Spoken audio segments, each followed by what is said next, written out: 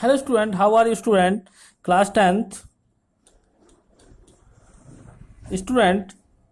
जैसा जैसा कि आप लोग जानते हैं, चैप्टर 14 आपका है statics. Chapter 14 most important chapter है। इसमें से बहुत सारा सिलेबस आपका हटाया भी गया है, रिमूव किया है सीबीएसई ने। जैसे आप जानते हैं मीन्स ऑफ जो आपके मैं बताना चाहूँगा सबसे पहले मीन्स, ज़्यादा टाइम वेस्ट ना करते हुए हम आपको बताएंगे मीन्स ऑफ ग्रुपिंग डेटा। देखिए, पहला जो है बेटे आपका कौन सा मेथड है? Direct method. कौन सा मेथड? डायरेक्ट मेथड है। दूसरा आपका क्या है? एज्यूम्ड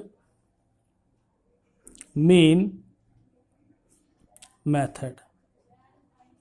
एंड थर्ड है आपका step deviation method. Step deviation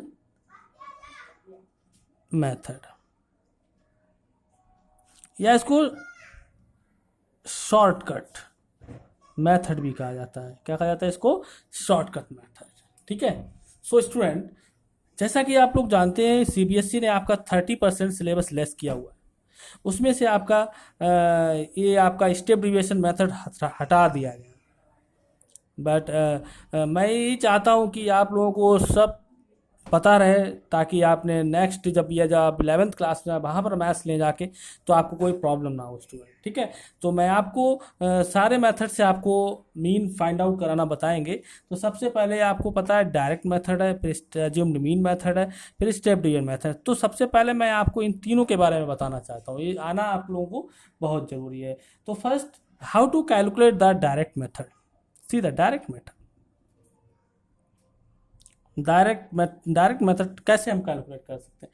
सबसे पहले टेबल के अंदर आपका पता है क्लास इंटरवल होता है। ठीक है ना? क्लास इंटरवल हो गया, फिर आपका मिड वैल्यू हो गई। क्या होगी? Mid value. फिर आपकी फ्रीक्वेंसी हो गई। फिर आपका F I into X I. F I X I कहाँ से आया? क्लास इंटरवल बताना तो आपको एक्स वन से एक्स2। ठीक है।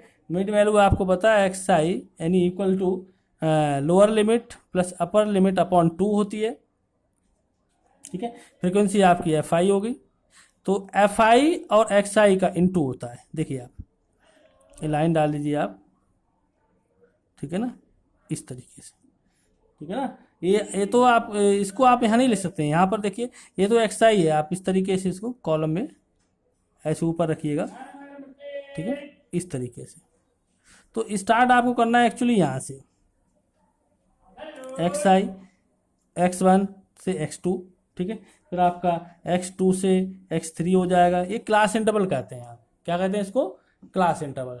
ठीक है ना स्टूडेंट? तो यहाँ पर देखिए, जैसे x1 हो गया, x2 हो गया, dash dash dash dash dash dash और आ जाएगा। यहाँ पे आपकी फ्रीक्वेंसी दे रखी है, इससे हमारी F1 है, F2 है। ठीक है, डैश डैश डैश। तो यहाँ पर F1, ये देखिए F1 के F1 है इंटू क्या हो जाएगा? x2 x1। ठीक है ना? तो वैसे यहाँ पर F2 हो जाएगा और x2 हो जाएगा। तो लास्ट में बच्चे क्या है, यहाँ पर मैं बात करना चाहूँ लास्ट में एन तक जाएगा, एन टर्म्स तक जाएगा। कितने कहाँ तक जाएगा? एन टर्म्स तक जाएगा। तो बच्चे जो है फ्रीक्वेंसी आपका है सिग्मा आपका, तो सिग्मा मतलब होता है एन। ठीक है। सिग्मा एफ आई, इसका सम क्या है? ठीक है। सिग्मा का मतलब क्या होता है? सम मतलब टोटल। वैसे यहाँ पर देखिए, इसका क्या सिग्मा एफ आई और एक्स आई का सम। ठीक है ना? एफ आई और एक्स आई का सम। तो बच्चे यहाँ पर आप बाय डायरेक्ट मेथड से अगर अप्लाई करोगे फार्मूला, तो बेटे निकाल क्या क्या फार्मूला पड़े? एक्स मीन यानी मीन बार मीन्स क्या होता है? मीन होता है। इसको इससे रिप्रेजेंट करते हैं सिग्मा एफ आई और X I upon sigma F आई। ये आपका फार्मूला होता है स्टूडेंट। ठीक है। ये किसके लिए होता है? डायरेक्ट मेथड के लिए। किसके लिए होता है?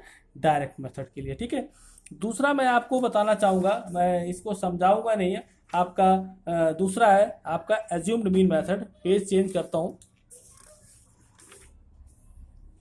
ठीक है। एज्यूम्ड मीन मेथड देखिए, दूसरा क्या है आपका? Assumed mean method, assumed mean method ये है स्टूडेंट। यहाँ पर जो है अगर हम इसको कैलकुलेट करके बताएंगे तो काफ़ी टाइम लगेगा, तो आप फार्मूला इसका याद रखिएगा, एक्स बार यानी मीन इक्वल टू क्या होता है आपका ए प्लस सिग्मा एफ आई और डी आई अपॉन हो जाएगा सिग्मा एफ आई। एक ये आपका एज्यूम्ड मीन के लिए फार्मूला होता है। किसके लिए होता है? एज्यूम्ड मीन के लिए होता है। अगर मैं थर्ड की बात करूं, थर्ड आपका है step deviation method, step deviation method या शॉर्टकट मेथड। सबसे अच्छा स्टेप डिविएशन मेथड या शॉर्टकट मेथड, ये सबसे आसान है। इसमें कैलकुलेशन बहुत जो लेंथी कैलकुलेशन होती है वो सिंपल होकर के आ जाती है। Actually the method of step deviation method is also called the shortcut method. Remember it, the method of step deviation method is also called shortcut method. ठीक है ना। सो क्या होता है,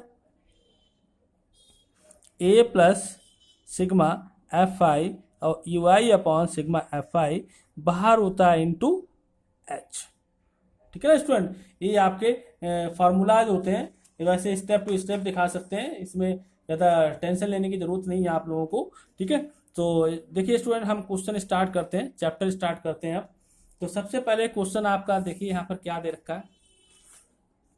A survey conducted by a group of students as a part of their environment awareness program in which they collected the following data regarding the number of plants. 20 houses in a locality. Find the mean number of plants. ये आपको दे रखी है table. आप question आप लोग read करेंगे, ये आपको देखे नंबर ऑफ प्लांट्स दे रखे, नंबर ऑफ हाउसेस दे रखे आपको। तो which method did you use finding the mean, कौन सा मेथड आप यूज करना चाहते हैं। वैसे तो हमें सबसे पहले क्या करना है, डायरेक्ट मेथड लगाना है। कौन सा मेथड लगाना है, डायरेक्ट मेथड। देखिए स्टूडेंट अब बुक मेरे पास है, आप लोग बुक ओपन कर लीजिए, जब ये आपका क्वेश्चन हो पाएगा। तो सबसे पहले क्लास इंटरवल पे आते हैं हम। क्लास, आपको कोई प्रॉब्लम तो नहीं हो रही है, एक सेकंड। सबसे पहले क्लास इंटरवल, ठीक है ना। क्लास इंटरवल ले लिया मैंने, फिर आपकी मिड वैल्यू ले ली, ठीक है। इसके बाद फ्रीक्वेंसी ले ली मैंने, फ्रीक्वेंसी, ठीक है बच्चे। इसके बाद फिर आपका एफ आई और एक्स आई, ठीक है। ये तो आपका एफ आई हो जाएगा, आपको पता है, ये आपका एक्स आई हो जाएगा। मैंने बताया lower limit plus upper limit upon 2 होता है, रिमेंबर इट। देखिए आप ड्रॉ कर लेना सही से, ठीक है। पहले आपका है 0 से 2 है, फिर 2 से आपका 4 है, 4 से आपका 6 है, 6 से आपका 8 है, 8 से आपका 10 है, 10 से आपका 12 है और 12 से आपका 14 है। ये देख लीजिएगा आप, ठीक है ना। तो मैं लाइन डाल दे रहा हूँ इस तरीके से, आप लोग भी ऐसे कर सकते हैं, ठीक है। तो यहाँ पर हमें एक्चुअली एक और लाइन डालनी पड़ेगी, क्योंकि हमें टोटल भी निकालना है। क्या निकालना है बच्चों, टोटल निकालना है इसका। तो यहाँ पर देखिए आप मिड वैल्यू की मैं बात करूँ, देखिए कैसे निकालते हैं। अपर लिमिट क्या है, 0 प्लस 2 अपॉन कितना हो जाएगा, 2 कट जाएगा, 1 आ जाएगा। अब 2 प्लस 4 अपॉन 2, अगर इनको प्लस करेंगे 2 और 4 कितना हो गया, 6, डिवाइड कर दीजिए आप 2 से, तो आपका कितना आ जाएगा, 3 आ जाएगा। आप देख सकते हैं, पता है इनमें दोनों में गैप कितने का है, दोनों में गैप कितने का है, दोनों में गैप आपका 2 का है। तो आप गैप के अकॉर्डिंग लिखते जाइए, 5 2 का गैप होगा, यहाँ पर 5 आएगा, यहाँ पर आपका कितना आ जाएगा, 5 के बाद आपका देखिए 7 आ जाएगा, ठीक है। 7 के बाद आपका कितना, 9 आ जाएगा, 9 के बाद आपका कितना, 11 आ जाएगा, 11 के बाद आपको कितना आ जाएगा, 13 आ जाएगा। ये आप ऐसे करके निकाल सकते हैं, ठीक है। क्योंकि 4 में आपने 6 प्लस किया, कितना होगा, 4 में 6 प्लस किया आपने 10 है, 2 से डिवाइड किया, 2 5 जा 10 हो गया।